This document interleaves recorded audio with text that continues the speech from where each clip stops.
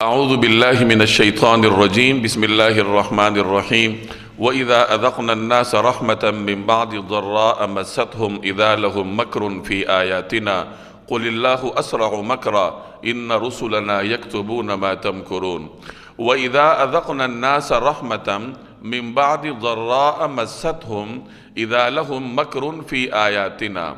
انسانوں کا حال یہ ہے کہ جب ان کو پہنچنے والی کسی تکلیف کے بعد ہم ان کو رحمت کا مزہ چکھاتے ہیں تو ذرا سی دیر میں وہ ہماری نشانیوں کے بارے میں چال بازی شروع کر دیتے ہیں۔ ضراء کہتے ہیں نقصان کو، تکلیف کو۔ اذقنا ذائقے سے نکلا ہے، چکھانا۔ مستہم، مس کا مطلب ہوتا ہے چھونا، یہاں مطلب کہ انہیں کوئی تکلیف چھو کر گزری ہو اور اس کے بعد اللہ تعالیٰ ان کو رحمت کا ذائقہ چکھائے تو پھر کیا کرتے ہیں؟ وہ ہماری نشانیوں میں چال بازیاں شروع کرتے ہیں۔ قل، آپ کہہ دیجئے، اللہ اسرع مکرا، کہ اللہ تبارک و تعالی اس سے بھی جلدی کوئی چال چل سکتا ہے۔ ان رسلنا یکتبون ما تمکرون، یقیناً ہمارے فرشتے تمہاری ساری چال بازیوں کو لکھ رہے ہیں۔ یہ مکی صورت ہے، سورہ یونس مکی صورت ہے، اس کا تعارف پہلے آپ کے سامنے آ چکا ہے۔ اس صورت میں جہاں عقائد کا بیان ہے وہاں انسانوں کی تربیت بھی پیش نظر ہے، اور انسانوں کی تربیت کے لیے بعض اوقات جو انسان کی عمومی نفسیات ہیں اس کو ذکر کر کے اس کی اصلاح کی جاتی ہے۔ تو اس صورت میں آپ کو مختلف مقامات پر انسانوں کی عمومی نفسیات کا تذکرہ ملے گا کہ انسان کی یہ عادت ہے، انسان کی یہ فطرت ہے اور اس کو تبدیل کرنے کی ضرورت ہے۔ چنانچہ یہاں انسانوں کی ایک عمومی عادت کا بیان ہے جس کا ذکر اس سے پہلے بھی اسی صورت میں گزر چکا ہے کہ جب انسان کو کوئی تکلیف پہنچتی ہے پھر تو وہ کھڑے کھڑے بیٹھے لیٹے اللہ کو یاد کرتا ہے، اور جیسی ہی تکلیف اس سے ہٹتی ہے تو اب وہ سمجھتا ہے کہ یہ جو آسائش میرے اوپر آئی ہے یہ تو میری اپنی ہمت کی وجہ سے ہے، میری اپنی کامیابی کی وجہ سے، میری فلاں پالیسی کی وجہ سے ہے۔ پھر اس کو اللہ تعالیٰ یاد نہیں رہتا، اور اگر وہ صاحب ایمان نہیں ہے تو وہ پھر بھی اللہ کے انکار پر ڈٹا رہتا ہے، اور یہ جو اللہ نے نشانی اس کو دکھائی ہے کہ مصیبت کے بعد آسانی، یا اور جو اللہ کی نشانیاں اس کے سامنے ہیں، وہ اس میں طرح طرح کے ہیلے بہانے تلاشنا شروع کر دیتا ہے۔ یہی اہل مکہ کی عادت تھی کہ انہیں مختلف قسم کی نشانیاں دکھائی گئی۔ سب سے بڑی نشانی ان کے لیے قرآن کریم تھا۔ قرآن کریم یہ عربی اور فصیح و بلیغ عربی میں نازل ہوا۔ عرب خود فصیح و بلیغ تھے، قریش انتہائی فصیح و بلیغ تھے، ان کی زبان میں یہ قرآن کریم اللہ نے نازل کیا۔ انہوں نے جب کہا کہ یہ انسانی کلام ہے تو قرآن نے ان کو چیلنج دیا کہ پھر تم اس طرح کی کوئی 10 صورتیں بنا کے لے آؤ، اگر یہ انسانی کلام ہے تو تم بھی اس طرح کی صورتیں بنا کے لے آؤ۔ وہ نہ بنا کے لا سکے تو قرآن کریم نے اپنا چیلنج بھی کم کر دیا کہ اچھا ایک صورت بنا کے لے آؤ۔ وہ ایک صورت بھی نہ بنا کے لا سکے، پھر بھی وہ انکار پر ڈٹے رہے کیونکہ توفیق نہیں تھی۔ انہوں نے نافرمانیاں کر کر کے اپنی قبول حق کی صلاحیت ہی ختم کر دی تھی، نتیجتاً وہ قبول حق سے محروم تھے۔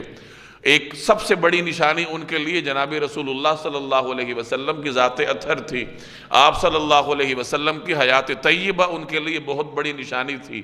حضور صلی اللہ علیہ وسلم کا چہرہ انور ان کے لیے نشانی تھا۔ یہاں تک کہا جاتا ہے کہ آپ علیہ السلام کی آواز مبارک بھی نشانی تھی، یہ بھی اللہ کی جانب سے ایک نشانی تھی۔ تو جو لوگ جن کے دلوں میں قبول حق کی کوئی صلاحیت تھی وہ تو یہ چیزیں دیکھ کر حضور صلی اللہ علیہ وسلم کا دیدار کرتے ہی سمجھ جاتے تھے کہ یہ واقعتاً کسی سچے کا چہرہ ہے۔ حضرت عبداللہ بن سلام رضی اللہ تعالی عنہ یہود کے پائے کے علماء میں سے تھے، چوٹی کے عالم تھے یہود کے۔ ہجرت کے بعد ابھی رسول اللہ صلی اللہ علیہ وسلم قباء میں تشریف فرما تھے۔ مدینہ شہر سے لوگ زیارت کے لیے آ رہے تھے، ملنے کے لیے آ رہے تھے، بات چیت کے لیے آ رہے تھے۔ تو عبداللہ بن سلام کہتے ہیں کہ میں بھی گیا۔ اب خود روایت کرتے ہیں کہ جیسی ہی میں نے نبی کریم صلی اللہ علیہ وسلم کے رخ پر نور کو دیکھا تو میرے دل نے گواہی دی کہ یہ کسی سچے ہی کا چہرہ ہو سکتا ہے۔ اور اس کے بعد جو میں نے پہلی بات آپ صلی اللہ علیہ وسلم کی زبان اطہر سے سنی وہ کیا تھی؟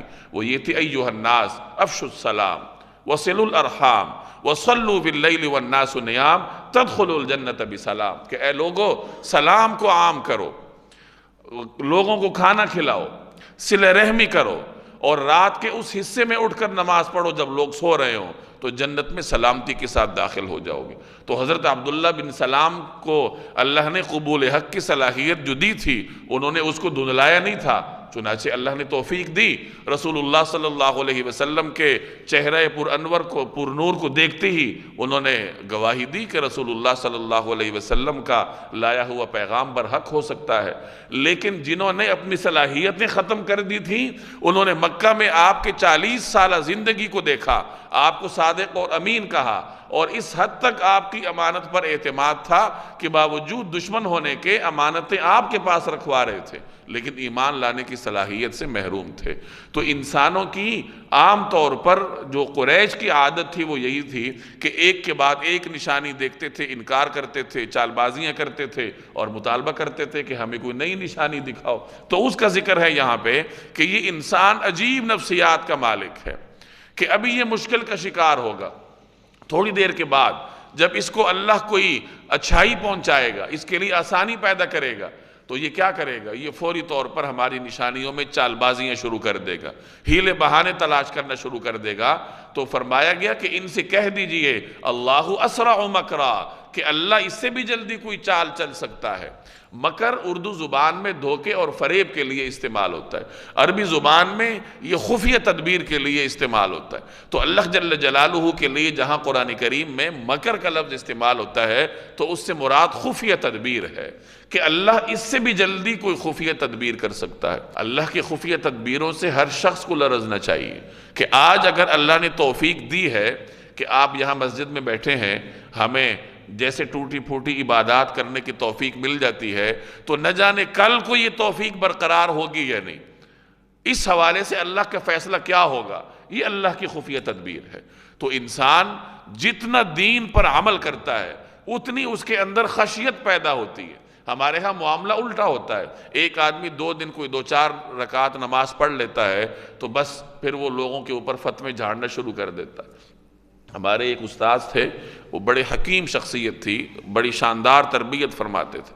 وہ کبھی کبھار فرماتے تھے، مولوی صاحب کہتے تھے اپنے شاگردوں کو کہ بھائی مولوی صاحب، یہ تمہارے 2 دن کی جو تہجد ہے یہ قوم کے لیے مصیبت بن جاتی، کہ تم 2 دن تہجد پڑھتے ہو، پھر سمجھتے ہو کہ ہم تو بڑے نیکوکار ہو گئے، ہم تو بڑے بزرگ بن گئے، اور اب تمہیں لوگ چلتے پھرتے گناہگار نظر آتے ہیں، کسی پر فتویٰ ٹھوکتے ہو، کسی سے نفرت کرتے ہو، کسی سے دور ہٹ جاتے ہو، تو تمہاری چند دن کی تہجد جو ہے وہ قوم کے لیے مصیبت بن جاتی ہے۔ وہ اکثر یہ جملہ اپنے طلباء سے ہم سے ارشاد فرمایا کرتے تھے۔ تو یہ انسان میں یہ جتنی اس کے اندر عبادت کی صلاحیت زیادہ ہو، اس کے اندر خشیت زیادہ ہونی چاہیے، کہ آج اگر اللہ نے توفیق دی ہے تو نہ جانے کل یہ توفیق برقرار ہوگی یا نہیں ہوگی۔ تو مستقبل کے بارے میں جو اللہ کے فیصلے ہیں وہ خفیہ تدبیر کے زمرے میں آتے ہیں۔ تو یہی فرمایا اللہ اسرع مکرا، کہ اللہ تم سے جلدی کوئی چال چل سکتا ہے، اس کی خفیہ تدبیر سے تو بڑے بڑے لرزتے ہیں، تو تم کیا چیز ہو۔ ان رسلنا یکتبون ما تمکرون، یقیناً ہمارے فرشتے تمہاری ساری چال بازیوں کو لکھ رہے ہیں، تمہارا سارا کچھ ریکارڈ پر ہے، اور کل کو وہ سارا دفتر تمہارے سامنے آئے گا۔ هو الذي يسيركم في البر والبحر حتى إذا كنتم في الفلك وجرين بهم بريح طيبة وفرحوا بها جاءتها ريح عاصف وجاءهم الموج من كل مكان وظنوا أنهم أحيط بهم دعوا الله مخلصين له الدين لئن أنجيتنا من هذه لنكونن من الشاكرين۔ هو الذي، وہی اللہ ہی تو ہے، یسیرکم فی البر والبحر، جو تمہیں خشکی میں بھی اور سمندر میں بھی سفر کراتا ہے۔ سیر کہتے ہیں سفر کرنے کو، بر سے مراد خشکی ہے، بحر سے مراد تری سمندر، کہ وہی اللہ تعالیٰ ہے جو تمہیں سمندر میں بھی اور خشکی میں بھی سفر کرنے کی توفیق دیتا ہے۔ حتیٰ اذا کنتم فی الفلک، فلک عربی زبان میں کشتی کو کہتے ہیں، یہاں تک کہ جب تم کشتیوں میں سوار ہوتے ہو، وجرین بہم، اور وہ تمہیں لے کر چلتی ہیں، بریح طیبہ، خوشگوار ہوا کے ساتھ۔ بریح، ریح ہوا کو کہتے ہیں، طیبہ خوشگوار، اور یہ کشتیاں لوگوں کو لے کر خوشگوار ہوا کے ساتھ پانی پر چلتی ہیں۔ وَفَرِحُوا بِهَا، اور وہ لوگ اس بات پر مگن ہوتے ہیں۔ فرح سے مراد خوش ہونا، یعنی وہ خوش ہیں کہ بڑی خوشگوار ہوا ہے، معتدل پانی ہے اور ہمارا سفر اعتدال کے ساتھ جاری ہے۔ اچانک کیا ہوتا ہے؟ جاءتھا ریح عاصف، ریح ہوا، اور عاصف سے مراد تیز، یعنی تیز آندھی۔ اچانک ان کے پاس ایک تیز آندھی آتی ہے۔ وَجَاءَهُمُ الْمَوْجُ مِنْ كُلِّ مَكَانٍ، اور ہر طرف سے ان پر موجیں اٹھتی ہیں۔ وَظَنُّوا، اور وہ یہ سمجھ لیتے ہیں، أَنَّهُمْ أُحِيطَ بِهِمْ، کہ وہ ہر طرف سے گھر گئے، احاطے میں آ گئے۔ دعوا اللہ، اب وہ اللہ تعالیٰ کو پکارتے ہیں، مخلصین لہ الدین، صرف اسی پر اعتقاد کر کے۔ تو اس وقت وہ خلوص کے ساتھ صرف اللہ پر اعتقاد کر کے صرف اسی کو پکارتے ہیں، اور کیا کہتے ہیں؟ کہتے ہیں لَإِنْ أَنْجَيْتَنَا، کہ اگر آپ نے ہمیں نجات دی، من ہذہ، اس سے، اگر آپ نے ہمیں اس سے یعنی اس مصیبت سے نجات دی، لَنَكُونَنَّ مِنَ الشَّاكِرِينَ، تو ہم ضرور بالضرور شکر گزاروں میں داخل ہو جائیں گے۔ لیکن ہوتا کیا ہے؟ فَلَمَّا أَنْجَاهُمْ، لیکن جب اللہ ان کو نجات دے دیتا ہے، اِذَا هُمْ يَبْغُونَ فِي الْأَرْضِ، تو زیادہ دیر نہیں گزرتی کہ وہ زمین میں ناحق سرکشی کرنے لگتے ہیں۔ یبغون سے مراد بغاوت، وہ بغاوت کرنے لگتے ہیں۔ یا ایہا الناس، ارے لوگو، انما بغیکم علی انفسکم، تمہاری یہ سرکشی، تمہاری یہ بغاوت در حقیقت خود تمہارے اپنے خلاف پڑ رہی ہے۔ متاع الحیات الدنیا، اب تو دنیاوی زندگی کے مزے اڑا لو، ثم الینا مرجعکم، آخر کو تمہیں ہمارے پاس ہی لوٹ کر آنا ہے۔ فَنُنَبِّئُكُمْ، اس وقت ہم تمہیں بتائیں گے، بِمَا كُنْتُمْ تَعْمَلُونَ، کہ تم کیا کچھ کرتے رہے ہو۔ اب یہاں بھی انسان کی ایک عمومی نفسیات کا بیان ہے، وہی کہ مشکل میں تو اللہ کو پکارے گا، اور جب مشکل ہٹے گی تو پھر وہ اپنے حال میں مست ہو جائے گا۔ تو فرمایا کہ اللہ ہی ہے جو تمہیں خشکی میں اور سمندر میں سفر کراتا ہے۔ اس زمانے میں سمندری سفر بڑا خطرناک سمجھا جاتا تھا، اور قریش کے بارے میں یہ آتا تھا کہ سمندری سفر میں جب انہیں کوئی مشکل درپیش ہوتی تو وہ اللہ تعالیٰ کو پکارتے تھے، پھر انہیں بت وغیرہ بھول جاتے تھے۔ یہاں اللہ تبارک و تعالیٰ نے ایک مثال بیان کی ہے کہ دیکھو تم سمندر میں ہوتے ہو، سمندر میں کشتی تمہیں لے کے چلتی ہے، بڑی خوشگوار ہوا ہے، معتدل پانی ہے، سفر اعتدال کے ساتھ جاری ہے، تو مسافر اپنے حال میں مست ہیں، انہیں رب یاد نہیں ہے۔ اچانک کشتی جو ہے وہ طوفان میں گر جاتی ہے، اب انہیں ہر طرف موت نظر آتی ہے، تو اب انہیں صرف اور صرف اللہ یاد آتا ہے، تو وہ خالصتاً اس کے ساتھ اعتقاد رکھتے ہوئے اس کو پکارتے ہیں کہ یا اللہ بس ایک مرتبہ اس مصیبت سے نجات دے دے، اور پھر ہم تیری عبادت کریں گے، تیری بندگی کریں گے۔ پھر جب اللہ تعالیٰ انہیں نجات دے دیتا ہے تو وہ کیا کرتے ہیں؟ وہ پھر بغاوت کرنے لگ جاتے ہیں۔ تو یہ انسان کی عمومی نفسیات کا بیان ہے کہ وہ مصیبت میں تو اللہ کو یاد رکھتا ہے، اور جب مصیبت ہٹتی ہے تو وہ اپنے حال میں مست ہو جاتا ہے۔ سمندری طوفان مشہور ہیں، عام طور پر سمندری سفر خطرناک سمجھا جاتا ہے، کیونکہ جب آج کل کے زمانے میں بھی اگر جہاز کا انجن فیل ہو جائے اور جہاز جو ہے وہ ہواؤں کے رحم و کرم پر رہ جائے تو کتنے بڑے بڑے حادثے رونما ہوئے ہیں، جیسے ٹائٹینک مشہور جہاز تھا، دارا وہ بھی مشہور جہاز تھا، تو ان کے حادثے ہوئے ہیں، اور کوئی زیادہ پرانی بات نہیں ہے، جن میں ہزاروں لوگ لقمہ اجل بنے اور عیاشی کرتے کرتے لقمہ اجل بنے۔ حضرت عکرمہ رضی اللہ تعالی عنہ، یہ ابو جہل کے بیٹے تھے، ان کے والد اسلام کے شدید ترین دشمن تھے، اور انہوں نے بھی اپنے ابتدائی زمانے میں اسلام کے ساتھ دشمنی میں کوئی کمی نہیں کی تھی۔ غزوہ احد میں مسلمانوں کو جو سخت ترین تکلیف کا سامنا کرنا پڑا تھا وہ انہی عکرمہ اور خالد ابن ولید کے ہاتھوں کرنا پڑا تھا۔ اس وقت یہ قریش کے جرنیل تھے، اور یہ اس بات کے منتظر تھے کہ کب یہ مسلمانوں کا بازو خالی ہو اور ہم یہاں سے حملہ کریں۔ تو اسلام کے ساتھ ہر ممکن طریقے سے انہوں نے دشمنی کی۔ جب مکہ فتح ہوا، نبی کریم صلی اللہ علیہ وسلم فاتحانہ طور پر مکہ میں داخل ہوئے تو یہ سمندری راستے سے فرار ہو گئے۔ صورتحال یہ تھی کہ ان کی کشتی سمندر میں چلی، تھوڑا عرصہ چلی تو مورخین کہتے ہیں کہ کشتی کو چاروں طرف سے طوفان نے گھیر لیا۔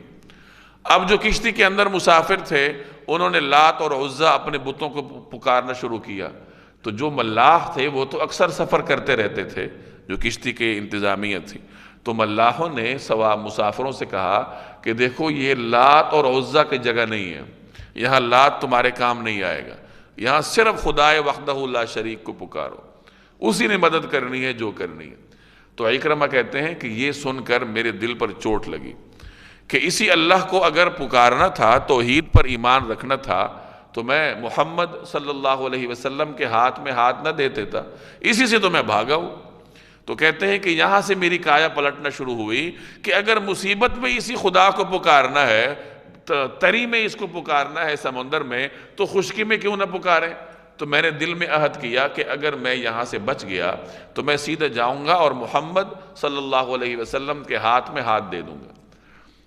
ادھر صورتحال یہ تھی کہ ان کی اہلیہ مسلمان ہو گئی مکہ مکرمہ میں، جب رسول اللہ صلی اللہ علیہ وسلم کی عام عدالت لگی ہوئی تھی اور آپ کی صفت رحمت جوش پر تھی، جانی دشمنوں کو معاف فرما رہے تھے، تو ام حکیم حاضر ہوئی، اکرمہ کی اہلیہ، وہ حاضر خدمت ہوئی، مسلمان ہوئی، اور عرض کیا کہ یا رسول اللہ اگر اکرمہ کے لیے بھی جان کی امان مل جائے تو نبی کریم صلی اللہ علیہ وسلم کی رحمت جوش پر تھی، آپ نے فرمایا کہ اس کے لیے بھی جان کی امان ہے۔ ابو جہل کے بارے میں آتا ہے کہ وہ اس امت کا فرعون تھا، اور ایسا فرعون تھا جو کہ موسیٰ کی امت سے بھی بڑا فرعون تھا۔ موسیٰ علیہ السلام کی امت کا جو فرعون تھا، اس نے غرق ہوتے ہوتے ایمان لانے کی کوشش کی تھی۔ اس نے یہ کہا تھا کہ میں ایمان لاتا ہوں، آمنت کما آمنت بہ بنو اسرائیل وانا من المسلمین، کہ جو بنی اسرائیل جس ذات پر ایمان لاتے ہیں میں بھی اس پہ ایمان لاتا ہوں۔ تو فرشتے نے اس کے منہ میں مٹی ڈال دی اور کہا الآن، ابھی ایمان لاتے ہو، وقد عصیت من قبل، اس سے پہلے تو نافرمانی کرتا رہا، وکنت من المفسدین، اور تو مفسدین میں سے تھا۔ یعنی اب ایمان کا دروازہ ہی بند ہو چکا تھا، وہ حالت غرغرہ میں تھا، جیسے حدیث میں آتا ہے کہ حالت غرغرہ میں توبہ کا دروازہ بند ہو جاتا ہے۔ تو بہرحال اس نے اپنے آخری لمحات میں جب اس نے موت کو دیکھ لیا تو اس نے ایمان لانے کی کوشش کی تھی۔ اور اس امت کا فرعون وہ جب معصوم بچوں کے ہاتھوں زخمی ہو کر زمین پر گرا ہوا تھا، تو روایات میں آتا ہے کہ حضرت عبداللہ ابن مسعود رضی اللہ تعالی عنہ بعد میں اس کے پاس جاتے ہیں اور اس کے بدن پر چڑھ کے اس کا سر اتارتے ہیں۔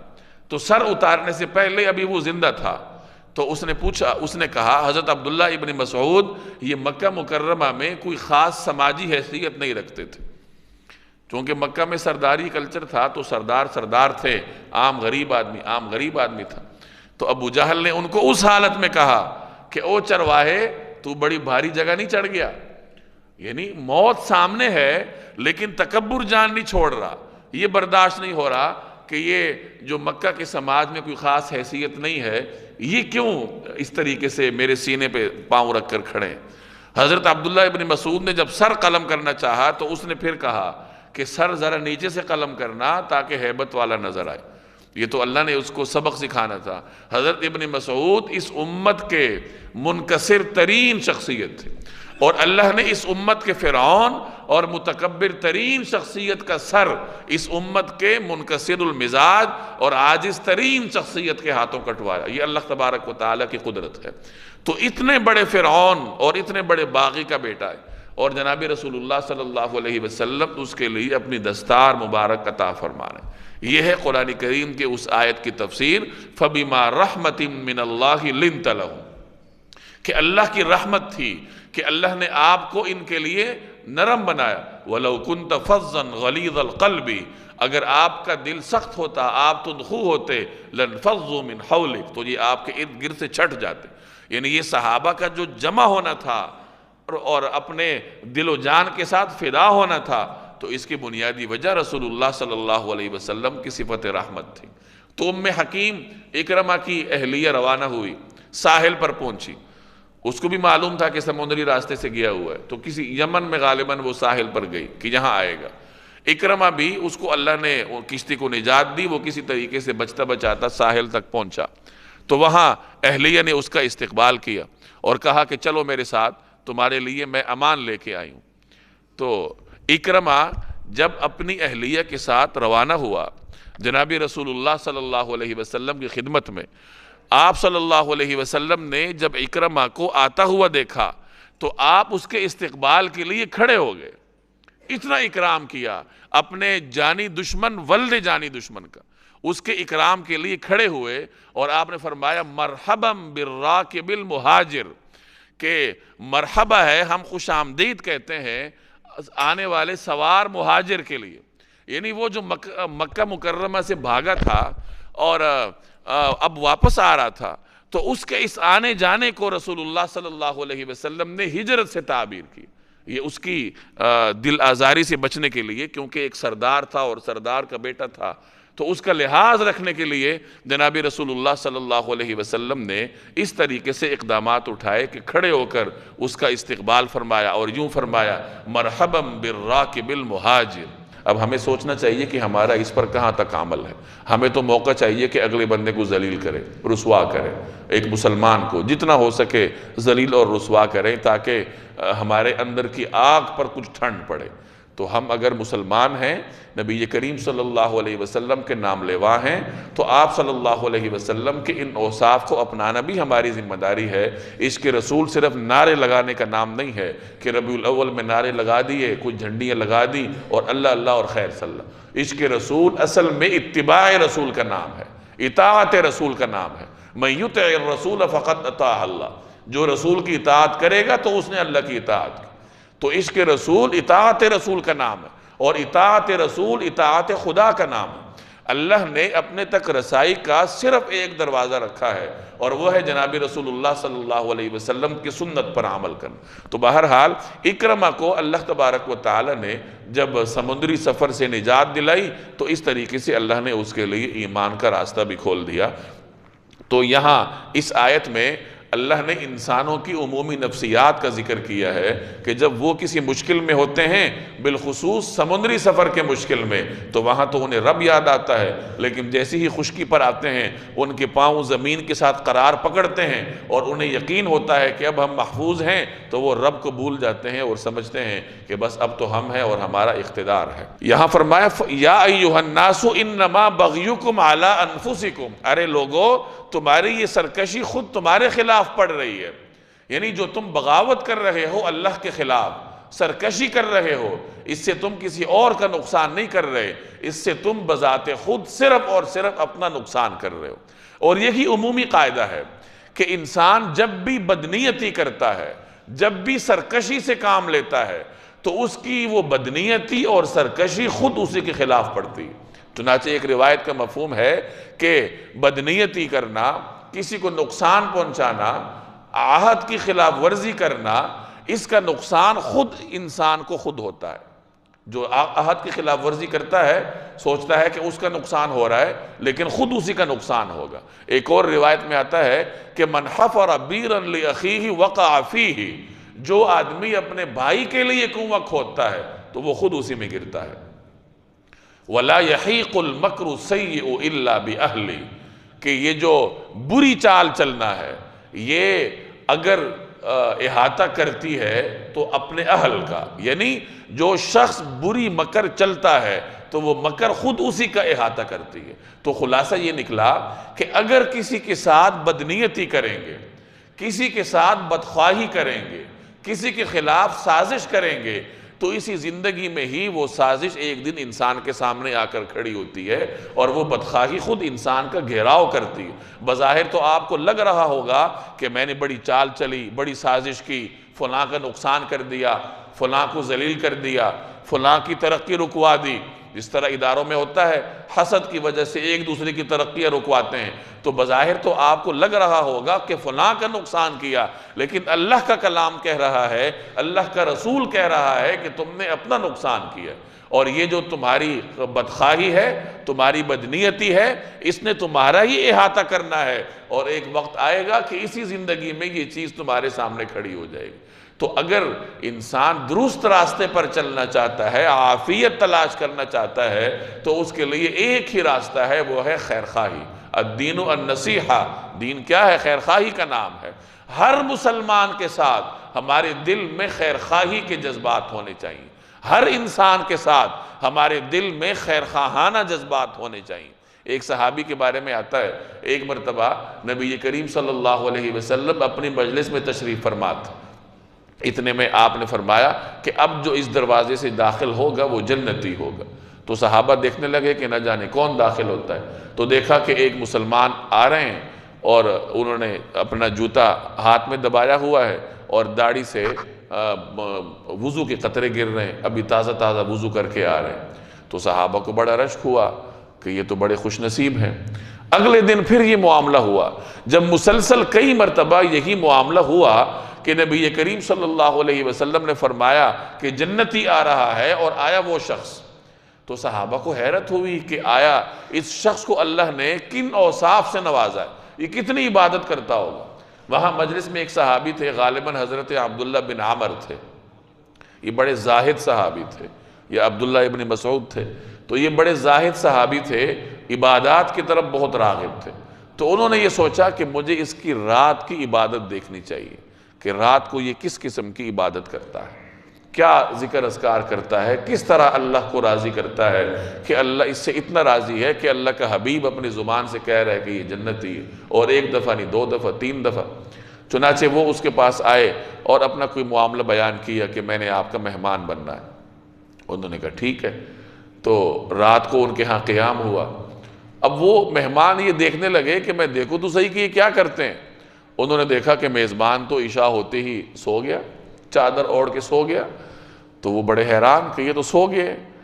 انہوں نے انتظار کیا ساری رات بار بار کہ اب اٹھیں گے، کوئی عبادت کریں گے، کوئی ذکر اذکار کریں گے۔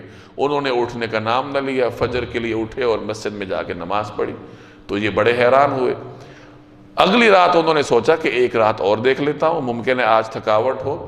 اگلی رات پھر یہی ماجرا، وہ عشاء کے بعد سوئے تو فجر کے بعد جا کے اٹھے۔ وہ عام مسلمان تھے، محنت مزدوری کرتے ہوں گے تو رات کو آرام چاہیے تھا۔ تو آخر انہوں نے ان کے سامنے ماجرا کھولا کہ بھائی دیکھو، میرا کوئی عذر نہیں تھا، میں اس لیے آپ کے پاس آیا ہوں کہ اللہ کے حبیب نے آپ کے بارے میں فرمایا ہے کہ یہ جنتی، تو میں نے یہ دیکھنا ہے کہ آپ کا آخر کیسا عمل ہے، ہمیں بھی وہ اپنانا چاہیے۔ یہ صحابہ کا مزاج تھا کہ وہ یہ دیکھتے تھے کہ کون سا شخص دین میں آگے ہے اور کیوں آگے ہے، ہمیں بھی اس طریقہ کار پر چلنا چاہیے۔ تو فرمایا کہ میں تو اس لیے آیا ہوں کہ آپ کا عمل دیکھوں، لیکن یہاں تو آپ سو رہے، عشاء کے بعد سوئے ہیں اور فجر تک سوتے رہے۔ تو انہوں نے فرمایا کہ میرا کوئی خاص عمل تو ہے نہیں، ہاں البتہ ایک خصوصیت اللہ نے مجھے دی ہے کہ میرے سینے میں کسی مسلمان کے ساتھ بغض نہیں ہے، ہر مسلمان کے ساتھ میرے دل میں خیرخواہی ہی خیرخواہی ہے۔ تو وہ مہمان صحابی کہنے لگے کہ ہاذا ہوا، یہی وہ تمہاری صفت ہے جس کی وجہ سے تم اللہ کو اتنے پسند ہو، اور نبی کریم صلی اللہ علیہ وسلم نے تمہارے بارے میں اتنی بڑی بات کا اعلان فرمایا۔ تو یہ لوگوں کے ساتھ خیرخواہی کرنے کا انعام ہے، اور بدخواہی کرنے کی سزا کیا ہے؟ انما بغیکم علی انفسکم، کہ تمہاری جو بغاوت ہے وہ خود تمہارے اوپر پڑے گی۔ ولا یحیق المکر السیئ الا باہلہ، جو برا مکر ہے وہ خود انسان کے اوپر آ کر پڑتا ہے۔ من حفر بیرا لاخیہ وقع فیہ، جو آدمی اپنے بھائی کے لیے کنواں کھودتا ہے وہ خود اس میں گرتا ہے۔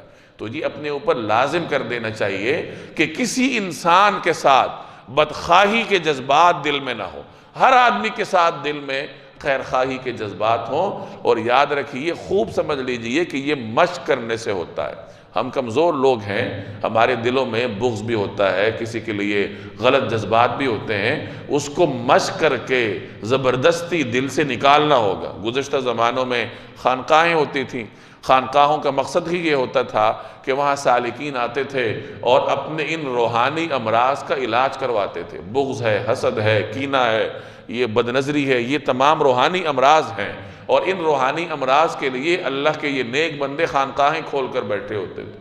تو لوگ آتے تھے اور ان کا علاج ہوتا تھا مختلف طریقوں سے، ذکر اذکار کے ذریعے بھی علاج ہوتا تھا۔ ذکر سے ہی دل کے میل نکلتے ہیں اور دل جو ہے وہ دھلتا ہے، پاک ہوتا ہے۔ اب تو خالص خانقاہ تلاش کرنے سے ہی ملتی ہے، ورنہ خانقاہوں والے بھی اسی انتظار میں ہوتے ہیں کہ کوئی آئے اور کوئی 2-4 ٹکے دے کے جائے۔ تو اب خانقاہیں وہ تو رہی نہیں، اب اس کا جو حل ہے وہ اس قسم کی مجالس ہے۔ یہ قرآن کی مجلس ہے کہ قرآن کریم کی مجلس میں آدمی بیٹھے، قرآن کریم کو پڑھے، نبی کریم صلی اللہ علیہ وسلم کی سیرت کو پڑھے، اور اس تناظر میں، اس روشنی میں، اس آئینے میں اپنا عمل جانچے کہ میرا عمل کیا ہے۔ تو بہرحال بدخواہی، بدنیتی اور سازشی ذہن رکھنا یہ انسان کو آخرت میں تو رسوا کرے گا ہی کرے گا، یہ دنیا میں بھی انسان کو رسوا کر کے چھوڑتا ہے۔ اور جیسے میں نے عرض کیا کہ یہ جرائم، یہ برائیاں، یہ محنت کر کے جائیں گے۔ ہمارا ایک اور بہت بڑا مسئلہ ہے، ہم دنیا کے ہر کام کے لیے محنت کرتے ہیں، اگر محنت نہیں کرتے تو دین کے لیے نہیں کرتے۔ ہم یہ چاہتے ہیں کہ یہ دین مفت میں ہمیں مل جائے، یہ قرآن کریم سیکھنے کے لیے ہمیں کہیں جانا نہ پڑے، کہیں وقت نہ نکالنا پڑے، بس خود بخود ہمیں مل جائے۔ یہاں ایک بزرگ بیٹھتے ہیں سفید ریش، بہت پابندی کے ساتھ آتے ہیں، بہت پابند ہیں اور انتہائی نیک اور پرہیزگار بزرگ ہیں۔ ابھی تشریف لائے تھے نماز سے پہلے میرے پاس اور مجھ سے فرمانے لگے کہ مجھے چھٹی چاہیے، حالانکہ انہوں نے کبھی چھٹی نہیں کی، ہمیشہ یہاں بیٹھے ہوتے ہیں۔ چھٹی کیوں چاہیے؟ بھانجے کی شادی ہے اور ابھی 7:30 بجے میں نے وہاں پہنچنا ہے تو میں چھٹی لینے آیا ہوں۔ اب بھانجے کی شادی کتنی قریبی شادی ہے، اور اس قریبی شادی میں جلدی کرنے کی بجائے انہوں نے پہلے اپنی درسگاہ آنا اپنا فرض سمجھا کہ بس میں آیا ہوں کہ میری حاضری کسی نہ کسی طریقے سے ہو جائے۔ تو یہ اس قسم کے بھی لوگ ہوتے ہیں، اور یہی میرے جیسے آدمی کی زندگی کا نچوڑ ہوتا ہے، اس کے لیے ماحصل ہوتا ہے کہ اللہ تبارک و تعالیٰ ایسے ساتھی نصیب کر دے پڑھنے والے۔ تو بہرحال یہ جذبہ ہوتا ہے کہ دین سیکھنے کے لیے بھی کچھ کرنا پڑتا ہے۔ ہم نے یہ سمجھا ہوا ہے کہ یہ فارغ لوگوں کا کام ہے، تھوڑا سا کوئی کام نہ پڑا نہیں اور ہم نے چھٹی کر لی، تو یہ کام کرنے کا ہے۔ اور جب ہم اس کو اپنا ایک جذبہ بنا لیں گے، ایک ویژن بنا لیں گے، پھر جا کے اس نے ہونا ہے۔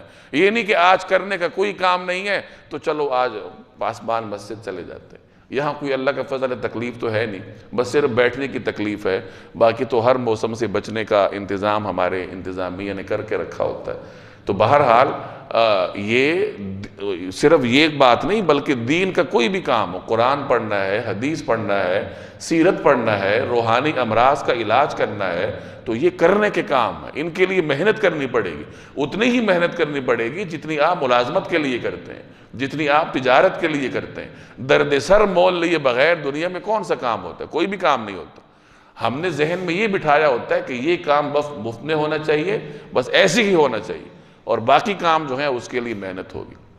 تو بہرحال یہ بغاوت سے بات نکلی کہ یہ امراض انسان کی فطرت میں شامل ہیں اور ان کو نکالنے کے لیے محنت کرنی پڑے گی۔ انما مثل الحیات الدنیا کماء انزلناہ من السماء، دنیاوی زندگی کی مثال تو کچھ ایسی ہے، کماء جیسے پانی، انزلناہ من السماء جس کو ہم نے آسمان سے برسایا، یعنی دنیاوی زندگی کی مثال ایسی ہے جیسے ہم نے آسمان سے پانی برسایا، فاختلط بہ نبات الارض مما یأکل الناس والانعام، جس کی وجہ سے زمین سے اگنے والی وہ چیزیں خوب گھنی ہو گئیں جو انسان اور مویشی کھاتے ہیں۔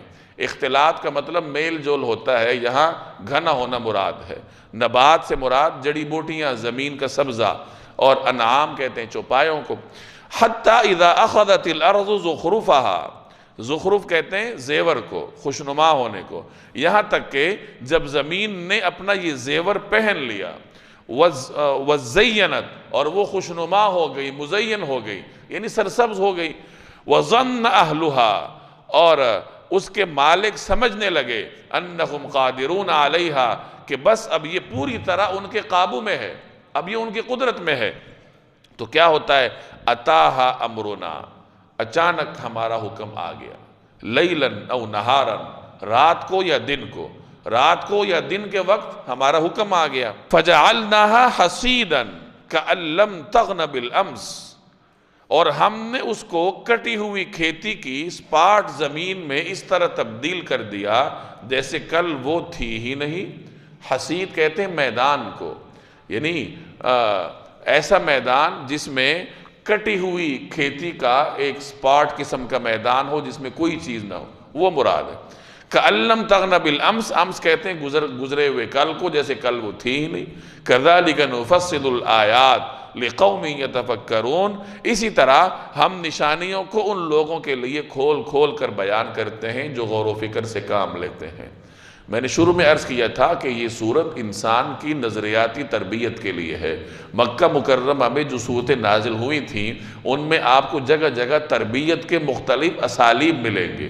یہاں اللہ نے ایک مثال، ایک تمثیل بیان کی ہے، اور اس تمثیل کے ذریعے انسان کی تربیت کی جا رہی ہے کہ تم کچھ نہیں ہو، جو کچھ کرتا ہے اللہ کرتا ہے۔ تمثیل یہ ہے کہ ایک کسان ہے، اس کی زمین ہے، اللہ تعالیٰ آسمان سے بارش برساتا ہے، بارش برسنے کی وجہ سے زمین خوب ہری بھری ہو جاتی ہے، زمین اپنا زیور پہن لیتی ہے، خوشنما ہریالی ہو جاتی ہے، فصل خوب اگتی ہے، باغ جو ہے اس کا خوب پھل آ جاتا ہے۔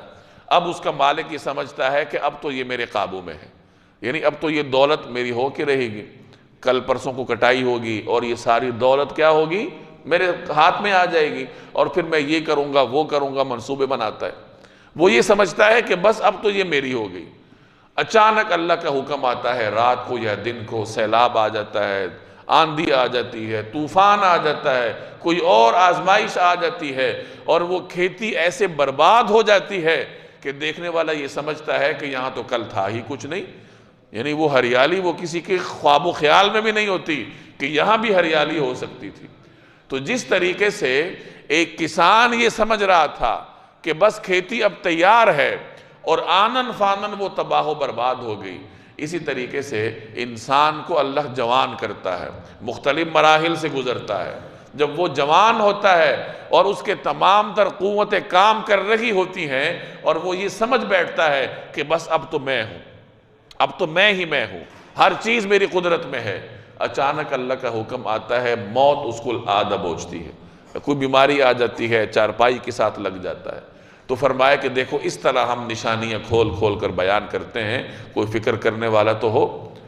تو بہرحال وہ خلاصہ یہ نکلا کہ جو کچھ ہوتا ہے اللہ کے حکم سے ہوتا ہے، انسان کی طاقت سے کچھ نہیں ہوتا۔ انسان کی طاقت کیا ہے؟ انسان اقتدار کے نشے میں چور ہو کر جو کچھ ظلم کرتا ہے، جو لوگوں پہ چڑھ دوڑتا ہے، لوگوں کے حقوق پامال کرتا ہے، ایک دن اچانک اس کو بریک لگتی ہے اور وہ عبرت کا نشانہ بن جاتا ہے۔ اس کائنات میں کتنے بڑے بڑے جابر گزرے ہیں، کتنے بڑے بڑے بادشاہ گزرے ہیں، دور مت جائیے، قریب دیکھ لیجئے، ہمارے کتنے ایسے حکمران گزرے ہیں جو اپنے زمانے میں بڑے طاقتور تھے، بڑے بادشاہ تھے، بڑے مطلق العنان تھے، قتل و غارت گریاں انہوں نے کی، سارا کچھ کیا، لیکن پھر کیا ہوا؟ عبرت کا نشانہ بن گئے۔ ایسی بیماری اللہ تبارک و تعالی بعض اوقات انسانوں پر بھیج دیتا ہے کہ انسان اپنی مرضی سے کچھ کر بھی نہیں سکتا۔ تو اللہ تبارک و تعالی کی خفیہ تدبیر سے ہر انسان کو لرزنا چاہیے، اور خوب یاد رکھیے کہ جو آدمی اپنی سہولت والی زندگی میں اللہ کو یاد نہیں کرتا تو کل جب اس پر تکلیف آئے گی اور اللہ کو یاد کرے گا تو اس کی دعائیں قبول نہیں ہوتی۔ کہ جب تمہیں اپنی سہولت والی زندگی میں اللہ یاد نہیں تھا تو اب اللہ کو یاد کر رہے ہو، اس سے بڑی بے وفائی کی مثال ہے۔ توبہ کا دروازہ تو کھلا ہوتا ہے، اللہ تو حکیم ہے، اللہ تو رؤوف ہے، وہ تو ہر وقت انسانوں کی دعا سنتا ہے، لیکن انسان کو خود اپنی چال چلن پر غور کرنا چاہیے کہ اس سے بڑی بے وفائی کیا ہوگی کہ سہولت میں تو اپنے آپ میں مگن رہوں اور جب مصیبت آ جائے تو اللہ کو یاد کروں۔ تو بہرحال اپنے اس طرز عمل کو دور کرنا چاہیے اور سہولت والی زندگی میں بھی اللہ کو یاد کرنا چاہیے۔ واللہ یدعو الی دار السلام، اور اللہ لوگوں کو سلامتی کے گھر کی طرف دعوت دیتا ہے۔ دار السلام سے مراد سلامتی کا گھر، مراد جنت ہے، یعنی اللہ تمہیں جنت کی دعوت دیتا ہے۔ وَيَهْدِي مَن يَشَاءُ إِلَى صِرَاطٍ مُسْتَقِيمٍ، اور جس کو چاہتا ہے سیدھے راستے تک پہنچا دیتا ہے۔ لِلَّذِينَ أَحْسَنُوا الْحُسْنَى وَزِيَادَةٌ، جن لوگوں نے بہتر کام کیے، الحسنہ بہترین حالت انہی کے لیے ہے، وزیادہ اور اس سے بڑھ کر کچھ اور بھی، ولا يرهق وجوههم قطر ولا ذلہ، نیز ان کے چہروں پر نہ کبھی سیاہی چھائے گی اور نہ ذلت۔ اولئک اصحاب الجنہ، وہ جنت کے باسی ہیں، ہم فیہا خالدون، وہ اس میں ہمیشہ رہیں گے۔ اللہ لوگوں کو دار السلام کی طرف بلاتا ہے، جنت کی طرف بلاتا ہے، اور جنت کی صورتحال یہ ہے کہ انسان کو ہر قسم کی نعمت ملے گی۔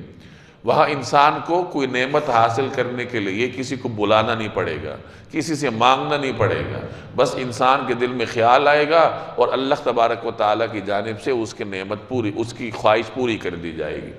اب اللہ اہل جنت سے فرمائے گا کہ کیا تمہیں سب کچھ مل گیا؟ تمہارے لیے کچھ اور بھی ہے؟ تو جنتی عرض کریں گے کہ ہمیں سب کچھ مل تو گیا، ہماری ساری خواہشات پوری ہو رہی ہیں، اس سے بڑھ کے ہمیں کیا ملنے والا ہے؟ تو اللہ جل جلالہ ان کے اور اپنے درمیان حجاب گرا دے گا، اور جنتی اللہ جل جلالہ کے دیدار جیسی نعمت سے مشرف ہوگے۔ تو اس وقت اہل جنت یہ کہیں گے کہ اصل نعمت تو یہ تھی۔ تو اس کا ذکر ہے یہاں للذین احسنوا، کہ ان لوگوں کے لیے جنہوں نے اچھے کام کیے، کیا ہے؟ الحسنہ، ان کے لیے اچھا بہترین حالت ہے، وزیادۃ، اور کچھ اور بھی ہے، ایک اضافہ بھی ہے، اور وہ اضافہ کیا ہے؟ تو مفسرین فرماتے ہیں وہ دیدار الہی ہے، جو کہ تمام تر نعمتوں سے بڑا ہے۔ اور دیدار الہی کے لیے پھر دنیا میں کچھ کرنا پڑے گا کہ جن آنکھوں سے اللہ کے دیدار کے ہم طالب ہیں تو ان آنکھوں کو بدنظری سے روکیں، جن آنکھوں سے جناب رسول اللہ صلی اللہ علیہ وسلم کی زیارت کے مشتاق ہیں تو ان آنکھوں کو کچھ مشق بھی کروائیں، کچھ پرہیز بھی ہو، کہ جن چیزوں سے رسول اللہ صلی اللہ علیہ وسلم نے روکا ہے اس کی طرف نگاہ نہ جائے، اس نیت سے کہ انہی آنکھوں سے میں نے اللہ اور اس کے حبیب کی زیارت کرنی۔ عربی زبان کا ایک کہاوت ہے کہ ایک شخص نے کسی سے پوچھا کہ جنت اور اس کی نعمتیں کیا ہیں، ذرا مجھے بتاؤ تو صحیح کہ جنت میں کیا نعمتیں۔ اب جنت میں تو بے شمار نعمتیں ہیں جن کو بیان کرتے کرتے ایک وقت لگے، تو بیان کرنے والے نے کیا خوبصورتی سے بیان کیا۔ اس نے کہا اور کیا پوچھتے ہو، بس اتنا یاد رکھو کہ فیہا رسول اللہ، کہ جنت میں تمہیں اللہ کے رسول کا دیدار میسر ہوگا، اللہ کے رسول کی صحبت تمہیں ملے گی۔ تو یہ انسان کے لیے سب سے بڑی نعمت ہے کہ اللہ تبارک و تعالی اسے اپنا بھی دیدار کروائے اور اپنے حبیب کا بھی دیدار کروائے، اور اپنے حبیب کے دست اقدس سے اسے حوض کوثر کا جام بھی نصیب کرے۔ لیکن اتنے بڑے بڑے مراتب حاصل کرنے کے لیے ہمیں کچھ تو کرنا پڑے گا، دنیا میں کوئی محنت کرنی پڑے گی، رسول اللہ صلی اللہ علیہ وسلم کی سیرت کو پڑھنا پڑے گا، سنت کو سیکھنا پڑے گا، قرآن کریم جس کو ہم تک پہنچانے کے لیے نبی کریم صلی اللہ علیہ وسلم نے ہر طرح کی قربانیاں دی، اس قرآن کریم کو کچھ تو سیکھنا پڑے گا۔ ہم قرآن سیکھنے کے لیے کیا کرتے ہیں؟ اپنا احتساب کرنا چاہیے نا۔ اگر میں اپنا احتساب کروں کہ اس قرآن کو ہم تک پہنچانے کے لیے رسول اللہ صلی اللہ علیہ وسلم نے ساری زندگی مشکلات اٹھائیں، اس قرآن کو ہم تک پہنچانے کے لیے صحابہ نے مشکلات اٹھائیں، کتنے لوگوں نے کتنی مشکلات اٹھائیں، اور اس قرآن کریم کی میں نے کیا قدر کی، کتنا میں نے اس کو سمجھا ہے۔ یہ کتاب ہدایت ہے نا، ذالک الکتاب لا ریب فیہ ھدی للمتقین، متقین کے لیے ہدایت ہے۔ تو میں نے اس سے ہدایت کتنی حاصل کی ہے؟ ہدایت حاصل کرنے سے پہلے اس کو سیکھنا پڑے گا نا، اللہ کا پیغام ہے یہ ہمارے نام، تو یہ احتساب ہمیں کرنا پڑے گا۔ نہیں کریں گے تو قیامت کے دن اللہ احتساب کرے گا۔ جیسے قرآن کریم کی ایک آیت میں ہے وَقَالَ الرَّسُولُ يَا رَبِّ إِنَّ قَوْمِي اتَّخَذُوا هَذَا الْقُرْآنَ مَحْجُورًا، کہ رسول کہیں گے قیامت والے دن اے میرے رب، میری اس قوم نے قرآن کو چھوڑ رکھا تھا۔ یہ شکایت کریں گے رسول اللہ کے دربار میں۔ اب یہاں تو ہم اس انتظار میں ہیں کہ رسول اللہ صلی اللہ علیہ وسلم شفاعت فرمائیں گے، اور وہاں صورتحال یہ ہو کہ رسول اللہ صلی اللہ علیہ وسلم ہم سے ناراضگی کا اظہار فرمائیں، اللہ کے دربار میں شکایت پیش فرمائیں الیاذ باللہ، تو پھر انسان کے لیے نجات کا دروازہ کیا ہوگا؟ تو نجات کا دروازہ یہی ہے کہ قرآن کریم کو تھام لیا جائے، اس کو سمجھنے کی کوشش میں زندگی صرف کر دی جائے۔ میں اکثر اپنے دوستوں سے عرض کرتا رہتا ہوں کہ اللہ نے ہمارے لیے آسانیاں پیدا کی ہیں، ہم بس نیت کر لیں کہ ہم نے قرآن سیکھنا ہے، اور نیت پر عمل اس طرح کریں کہ چلے ہفتے میں ایک آدھ دن یہاں جمع ہو گئے، اور روزانہ کی بنیاد پر 5-10 منٹ دفتر میں اپنے گھر میں وقت نکال کر جو سبق پڑھا ہے اس کو پڑھیں، اور جو اللہ توفیق دیتا ہے اس کو پڑھیں، اور نیت کریں کہ جتنی زندگی اللہ نے دی ہے قرآن پڑھتا ہی رہوں گا، طالب علم رہوں گا، تو اللہ کے ہاں پھر قرآن کا طالب علم لکھا جائے گا۔ ہم سے قدم اٹھانے کا مطالبہ ہے، ہم سے بڑا عالم بننے کا مطالبہ نہیں ہے کہ میں قرآن کا بڑا عالم بن جاؤں، بڑا مفسر بن جاؤں۔ وہ عالم نہ کسی نے بننا ہے نہ کوئی بنا، جو بنے تھے بس وہی بڑے لوگ تھے۔ باقی ہم جیسے لوگوں کا کام ہے کہ بس پڑھتے رہنا، سیکھتے رہنا اور اللہ سے مانگتے رہنا، اور جتنی اللہ نے توفیق دی ہے اتنا وقت لگاتے رہنا۔ باقی اللہ تبارک و تعالی ہمارے اسی تھوڑے کو کیا کر دے، زیادہ کر کے قبول فرمائے۔ وَلَا يَرْحَقُ وُجُوهَهُمْ قَتَرٌ وَلَا ذِلَّةٌ، نیز ان کے چہروں پر نہ کبھی سیاہی چھائے گی نہ ذلت۔ أُولَئِكَ أَصْحَابُ الْجَنَّةِ، یہ کون لوگ ہیں؟ یہ جنت والے ہیں جنہیں اللہ کا دیدار بھی نصیب ہوگا، جنہیں نورانی چہرے نصیب ہوں گے، اور یہ جنت والے ہیں ہم فیہا خالدون، وہ اس میں ہمیشہ رہیں گے۔ ایسا نہیں ہوگا کہ وہ تھوڑی دیر وہاں رہیں پھر چلے جائیں۔ دنیا میں انسان کو بڑی سے بڑی نعمت مل جائے، وہ ہمیشہ کے لیے نہیں ملتی۔ آپ کسی خوبصورت علاقے میں جائیں گے تو کچھ دیر رہ کے واپس آ جائیں گے، ہمیشہ وہاں نہیں رہیں گے۔ کسی بڑے منصب پر پہنچیں گے، کچھ عرصہ رہیں گے، پھر بالآخر واپس جانا پڑے گا۔ جنت وہ واحد نعمت ہے جس میں زوال نہیں ہے، جس میں ترقی ہی ترقی ہے، جو ہمیشہ کے لیے ترقی ہے۔ ہم فیہا خالدون، وہ اس میں ہمیشہ ہمیشہ کے لیے رہیں گے۔